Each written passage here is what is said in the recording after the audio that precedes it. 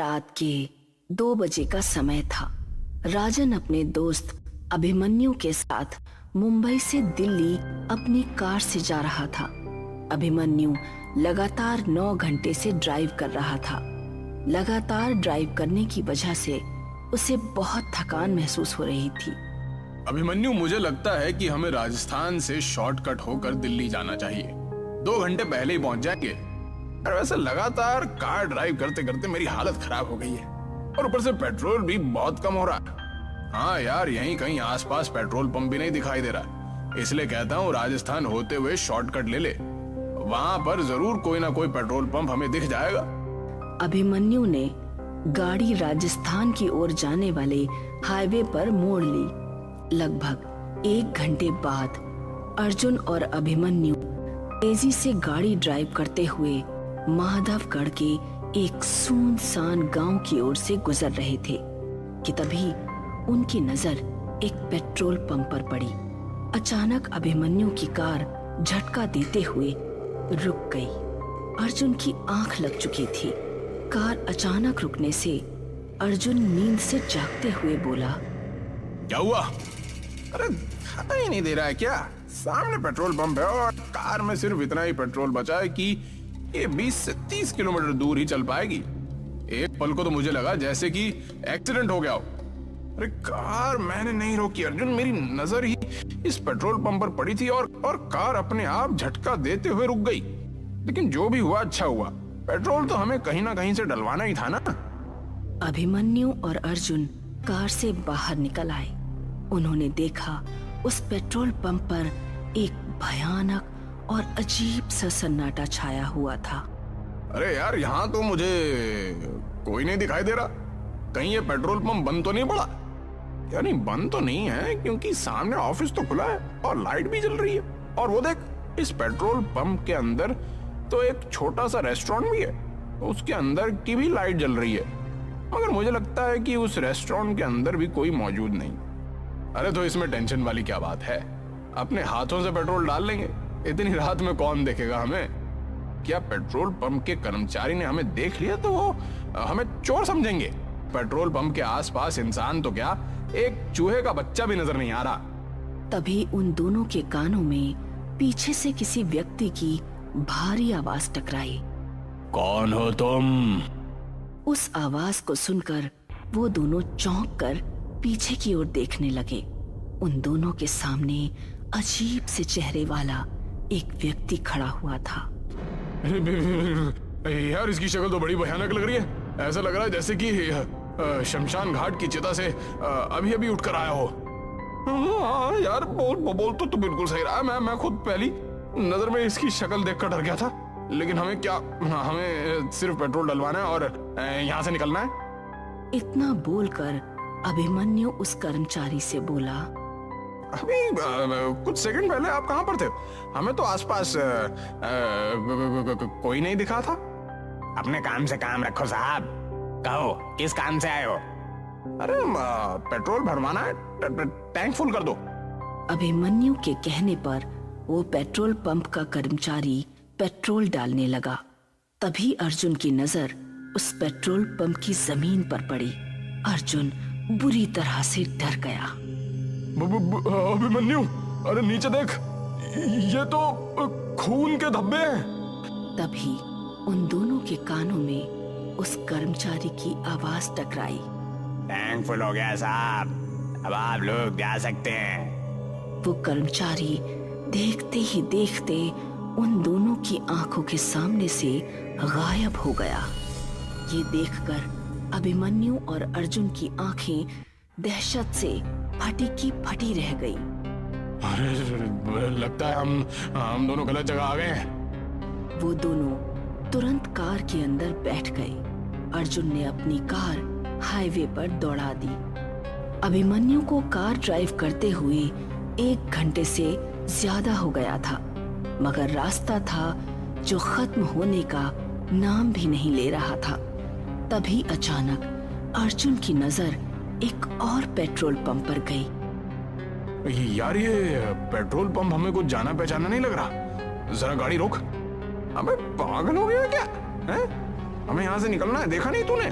कि किस तरह से वो पेट्रोल पंप वाला देखते ही देखते हमारी आंखों के सामने गायब हो गया था।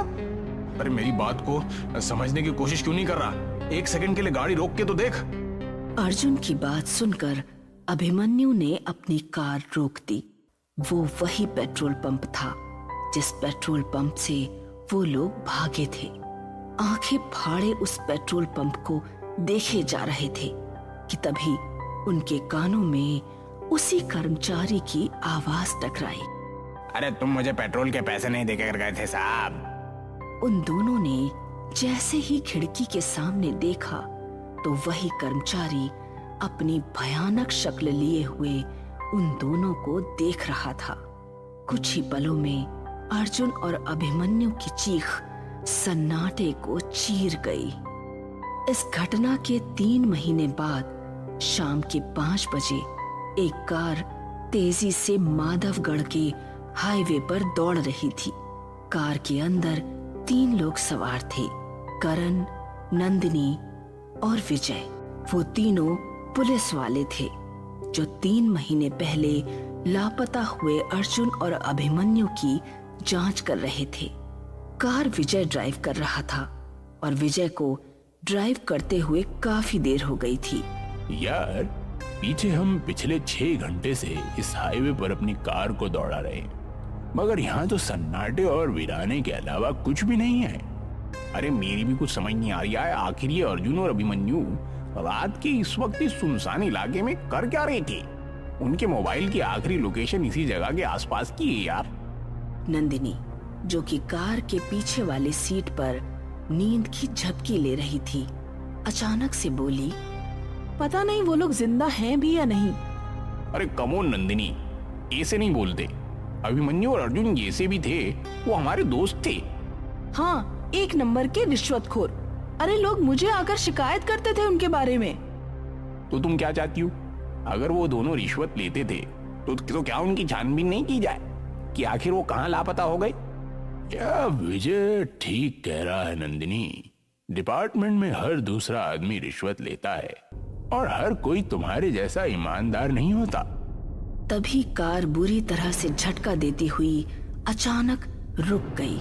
विजय को ऐसा महसूस हुआ जैसे कि कार किसी अदृश्य वाहन या किसी दीवार से टकराई हो। विजय का शरीर पसीने से नहा उठा। करण और नंदिनी भी बुरी तरह से घबरा गए। क्या हुआ? कार किससे टकराई? नहीं नंदिनी, कार अचानक झटका देते हुए रुक गई। तभी करण की नजर एक पेट्रोल पंप पर पड़ी। यार वो देखो, सामने पेट्रोल पंप है। क्यों ना हम उस पेट्रोल पंप पर जाकर पूछताछ करें? करण सही कह रहा है विजय। कार पेट्रोल पंप के ठीक सामने रुकी थी। विजय, करण और नंदिनी कार से उतर गए और उस पेट्रोल पंप के अंदर चले गए। पेट्रोल पंप पर कुछ लोग मौजूद थे। वो तीनों पेट्रोल पंप के अंदर बने हुए एक रेस्टोरेंट के अंदर घुस गए। रेस्टोरेंट के अंदर कुर्सियां मौजूद ना होकर चारपाइयां मौजूद थीं, जहां पर कुछ गांव के लोग बैठे हुए भोजन कर रहे थे कि तभी विजय नंदिनी से बोला, मैं अभी आता हूँ। मैं भी तेरे साथ चलता हूँ यार, थोड़ा हाथ मुंह भी धो लूंगा। नंदिनी वहां पर अकेली थी और वहां मौजूद लोगों को देख रही थी। नंदिनी एक पुलिस वाली थी। तभी नंदिनी के सामने एक अजीब सा दिखने वाला व्यक्ति आकर खड़ा हो गया। खाने में क्या लेंगी आप? फिलहाल तो मुझे 1 कप चाय की जरूरत है। 1 कप चाय ले आओ। कुछ देर बाद वो लड़का नंदिनी को चाय देकर चला गया। उसने देखा कि कप के अंदर किसी इंसान की कटी हुई उंगली थी। नंदिनी चीखती हुई उस रेस्टोरेंट से निकलकर भागने लगी। अरे क्या हुआ नंदिनी, तुम इतनी घबराई हुई क्यों हो? और ये तुम्हारे माथे पे पसीना के साथ? ये पेट्रोल पंप अजीब सा है करण। इतना कहकर नंदिनी एक ही सांस में सारी घटना उन दोनों को बताने लगी। नंदिनी की बात सुनकर वो दोनों नंदिनी को बहुत गौर से देखने लगे। अरे लगता है तुम्हारे ऊपर थकान हावी हो गई है। करण और विजय ने जब अंदर जाकर देखा तभी रेस्टोरेंट के अंदर मौजूद लोग एक साथ भयानक हो गए। देखते क्या हो, अपनी जान बचाकर भागो यहाँ से। करण और नंदिनी फुर्ती से वहां से निकल गए, मगर विजय नहीं निकल सका। विजय की दर्दनाक चीख सन्नाटे को चीर गई। हमें जल्दी से अपनी कार में बैठना होगा। अरे कार में कैसे बैठेंगे नंदिनी? कार कहीं आसपास नजर ही नहीं आ रही है। क्या मतलब नजर नहीं आ रही है? यही तो खड़ी थी, कहाँ गई? अरे हम दोनों को अब बातें करने में अपना वक्त बर्बाद नहीं करना चाहिए। जितनी तेज भाग सकते हो मेरा हाथ पकड़कर भागो। वो दोनों उस पेट्रोल पंप से दूर भागने लगे। वो दोनों बहुत देर तक हाईवे पर दौड़ते रहे। उन दोनों की सांस फूलने लगी। तभी नंदिनी चीखती हुई करण से बोली, अब तो उसी जगह वापस आ गए हैं करण। ध्यान से देखो, हम दोनों ने यहीं से तो भागना शुरू किया था। वो सामने पेट्रोल पंप है। करण की सांसें हलक में अटक कर रह गई। वो ठीक उसी पेट्रोल पंप के सामने ही थे। तभी उन दोनों के कानों में विजय की आवाज टकराई। अरे तुम दोनों मुझे अकेला मरने के लिए छोड़ गए।